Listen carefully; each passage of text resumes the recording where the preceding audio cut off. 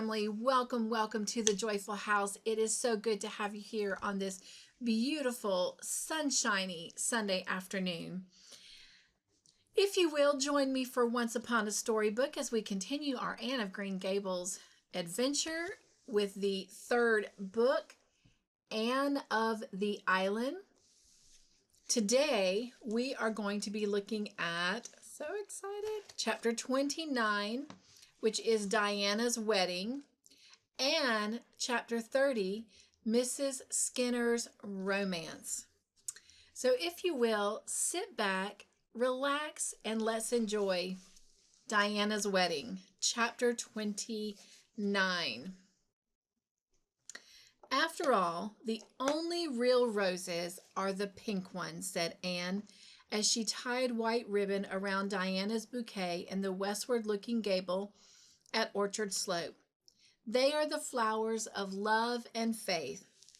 Diana was standing nervously in the middle of the room, arrayed in her bridal white, her black curls frosted over with the film of her wedding veil. Anne had draped that veil in accordance with the sentimental compact of years before. It's all pretty much as I used to imagine it long ago when I wept over your inevitable marriage and our consequent parting, she laughed. You are the bride of my dreams, Diana, with the lovely misty veil, and I am your bridesmaid. But alas, I haven't the puff sleeves, though these short lace ones are even prettier. Neither is my heart wholly breaking, nor do I exactly hate Fred. We're not really parting, Anne, protested Diana. I'm not going far away. We'll love each other just as much as ever. We've always kept that oath of friendship we swore long ago, haven't we? Yes, we kept it faithfully. We've had a beautiful friendship, Diana. We've never married it by one quarrel or coolness or unkind word, and I hope it will always be so. But things can't be quite the same after this. You'll have other interest. I'll just be on the outside. But such is life, as Mrs. Rachel says. Miss Rachel has given you one of her beloved knitted quilts of the tobacco stripe pattern, and she says when I am married she'll give me one too. The mean thing about your getting married is that I won't be able to be your bridesmaid, lamented Diana. I'm to be Phil's bridesmaid next June when she marries Mr. Blake, and then I must stop, for you know the proverb, 3 times a bridesmaid, never a bride, said Anne, peeping through the window over the pink and snow of the blossoming orchard beneath. Here comes the minister, Diana. Oh, Anne, gasped Diana, suddenly turning very pale and beginning to tremble. Oh, Anne, I'm so nervous. I can't go through with it, Anne. I know I'm going to faint. If you do, I'll drag you down to the rainwater, hoshed up, and drop you in, said Anne unsympathetically. Cheer up, dearest. Getting married can't be so terrible when so many people survive the ceremony. See how cool and composed I am? Take courage. Wait till your turn comes, Miss Anne. Oh, Anne, I hear Father coming upstairs. Give me my bouquet. Is my veil right? Am I very pale? You look just lovely, Di. Darling, kiss me goodbye for the last time. Diana Barry will never kiss me again. Diana Wright will, though. There's Mother calling. Come. Following the simple old-fashioned way in vogue, then, Anne went down to the parlor on Gilbert's arm. They met at the top of the stairs for the first time since they had left Kingsport, for Gilbert had arrived only that day. Gilbert shook hands courteously. He was looking very well, though, as Anne instantly noted, rather thin. He was not pale. There was a flush in his cheek that had burned into it as Anne came along the dim hall towards him in her soft white dress with lilies of the valley in the shining masses of her hair. As they entered the crowded parlor together, a little murmur of admiration ran around the room. What a fine-looking pair they are, whispered the impressible Mrs. Rachel to Marilla. Fred ambled in alone with a very red face, and then Diana swept in on her father's arm. She did not faint, and nothing untoward occurred to interrupt the ceremony. Feasting and merrymaking followed. Then, as the evening waned, Fred and Diana drove away through the moonlight to their new home, and Gilbert walked with Anne to Green Gables. Something of their old comradeship had returned during the informal mirth of the evening. Oh, it was nice to be walking over that well-known road with Gilbert again. The night was so very still that one should have been able to hear the whisper of roses in blossom, the laughter of daisies, the piping of grasses, many sweet sounds all tangled up together. The beauty of moonlight on familiar fields irradiated the world. "Can't we take a ramble up Lover's Lane before you go in?" asked Gilbert as they crossed the bridge over the lake of shining waters, in which the moon lay like a great drowned blossom of gold. Anne assented readily. Lover's Lane was a veritable path in a fairyland that night, a shimmering, mysterious place full of wizardry in the white-woven enchantment of moonlight. There had been a time when such a walk with Gilbert through Lover's Lane would have been far too dangerous. But Roy and Christine had made it very safe now. Anne found herself thinking a good deal about Christine as she chatted lightly to Gilbert. She had met her several times before leaving Kingsport and had been charmingly sweet to her. Christine had also been charmingly sweet. Indeed, they were a most cordial pair, but for all that, their acquaintance had not ripened into friendship. Evidently, Christine was not a kindred spirit. "Are you going to be in Avonlea all summer?" asked Gilbert. "No, I'm going down east to Valley Road next week. Esther Haythorne wants me to teach for her through July and August. They have a summer term in that school, and Esther isn't feeling well, so I'm going to substitute for her. In one way, I don't mind. Do you know, I'm beginning to feel a little bit like a stranger in Avonlea now. It makes me sorry, but it's true. It's quite appalling to see the number of children who have shot up into big boys and girls, really young men and women, these past 2 years. Half of my pupils are grown up. It makes me feel awfully old to see them in the places you and I and our mates used to fill." Anne laughed and sighed. She felt very old and mature and wise, which showed how young she was. She told herself that she longed greatly to go back to those dear merry days when life was seen through a rosy mist of hope and illusion, and possessed an indefinable something that had passed away forever. Where was it now? The glory and the dream. "So wags the world away," quoted Gilbert practically and a trifle absently. Anne wondered if he were thinking of Christine. Oh, Avonlea was going to be so lonely now, with Diana gone. Chapter 30, Mrs. Skinner's Romance. Anne stepped off the train at Valley Road Station and looked about to see if anyone had come to meet her.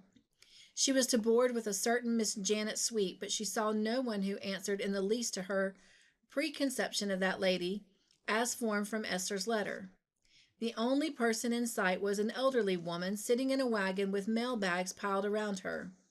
200 would have been a charitable guess at her weight. Her face was as round and red as a harvest moon and almost as featureless. She wore a tight, black cashmere dress made in the fashion of 10 years ago, a little dusty black straw hat trimmed with bows of yellow ribbon and faded black lace mitts. "Here, you," she called, waving her whip at Anne. "Are you the new Valley Road school, ma'am?" "Yes." "Well, I thought so. Valley Road is noted for its good-looking schoolma'ams, just as Millersville is noted for its humly ones. Janet Sweet asked me this morning if I could bring you out. I said, certain I can, if she don't mind being scrunched up some. This rig of mine's kinder small for the mail bags, and I'm some heftier than Thomas. Just wait, miss, till I shift these bags a bit, and I'll tuck you in somehow. It's only 2 miles to Janet's. Her next-door neighbor's hired boy is coming for your trunk tonight. My name is Skinner, Amelia Skinner." Anne was eventually tucked in, exchanging amusing smiles with herself during the process. "Jot along, black mare," commanded Miss Skinner, gathering up the reins in her pudgy hands. "This is my first trip on the mail route. Thomas wanted to hoe his turnips today, so he asked me to come, so I just sot down and took a standing up snack and started. I sort of like it. Of course, it's rather tedious. Part of the time I sits and thinks, and the rest I just sits. Jog along, black mare. I want to get home early. Thomas is terribly lonesome when I'm away. You see, we haven't been married long." "Oh," said Anne politely. "Just a month. Thomas courted me for quite a spell, though. It was a real romantic." Anne tried to picture Miss Skinner on speaking terms with romance and failed. "Oh," she said again.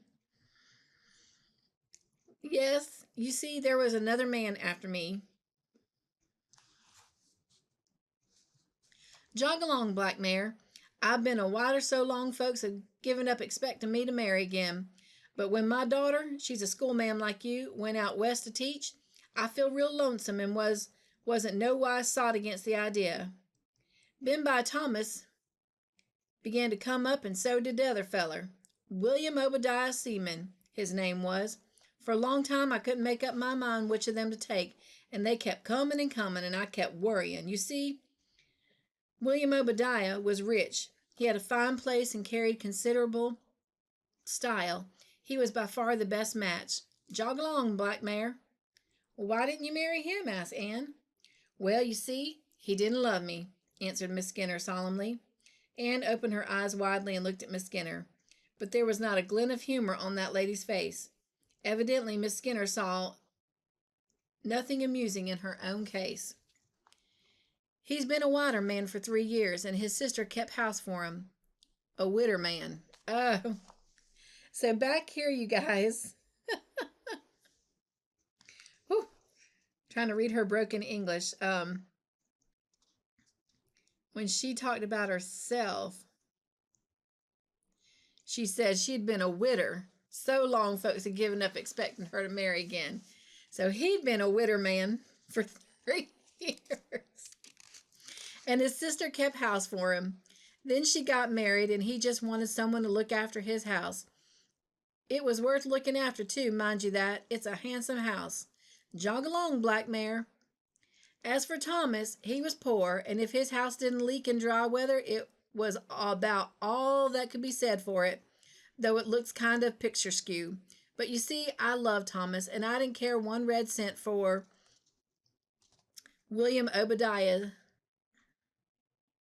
So I argued it out with myself. Sarah Crow, say I. My first was a crow. You can marry your rich man if you like, but you won't be happy. Folks can't get along together in this world without a little bit of love. You better tie up to Thomas, for he loves you and you love him, and nothing else ain't going to do you. Jog along, Black Mare. So I told Thomas I'd take him. All the time I was getting ready, I never dared drive past William Obadiah's place for fear the sight of that fine house of his would put me in the swithers again. But now I never think of it at all, and I'm just that comfortable and happy with Thomas. Jog along, Black Mare." "Well, how did William Obadiah take it?" queried Anne. "Oh, he rumpused a bit, but he's going to see a skinny old maid in Millersville now, and I guess she'll take him fast enough. She'll make him a better wife than his first did. William Obadiah never wanted to marry her. He just asked her to marry him because his father wanted him to never dreaming that she'd say no. But mind you, she said yes. There was a predicament for you. Jog along, Black Mare. She was a great housekeeper, but most awful mean. She wore the same bonnet for 18 years. Then she got a new one, and William Obadiah met her on the road, and he didn't even know her. Jog along, Black Mare. I feel that I'd a narrow escape. I might have married him and been most awful miserable, like my poor cousin Jane Ann. Jane Ann married a rich man she didn't care anything about, and she hasn't the life of a dog. She come to see me last week, and says she, Sarah Skinner, I envy you. I'd rather live in a little hut on the side of the road with the man I was fond of than in my big house with the one I've got. Jane Ann's man ain't much a bad sort, nuther, though he's so contrary that he wears his fur coat when the thermometer's at 90. The only way to get him to do anything is to coax him to do the opposite. But there ain't any love to smooth things down, and it's a poor way of living. Jog along, Black Mare. Well, there's Janet's place in the hollow, wayside she calls it. Quite picturesque, ain't it? I guess you'll be glad to get out of this with all them mailbags jamming around you. Yes, but I've enjoyed my drive with you very much, said Anne sincerely. Get away now, said Miss Skinner. Highly flattered. Wait till I tell Thomas that. He always feels dreadful tickled when I get a compliment. Jog along, Black Mare. Well, here we are. I hope you'll get on well in the school, miss. There's a short cut to it through the mash back of Janet's. If you take that way, be awful keerful. If you once got stuck in that black mud, you'd be sut right down and never seen or heard tell of again till the day of judgment, like Adam Palmer's cow. Jog along, Black Mare. Oh my goodness, my friends. Well, I hope you enjoyed those 2 chapters, especially that last one as much as I did. Whew, found a little bit of difficulty trying to read them words. Widder. She's a widder. Anyway, I hope you had a good laugh anyway. Thank you for joining me. I look forward to being here with you next week as we continue reading Anne of the Island. And until then, be joyful and be the joy in everything that you do. Nugs and joy. Mwah. Love you. God bless.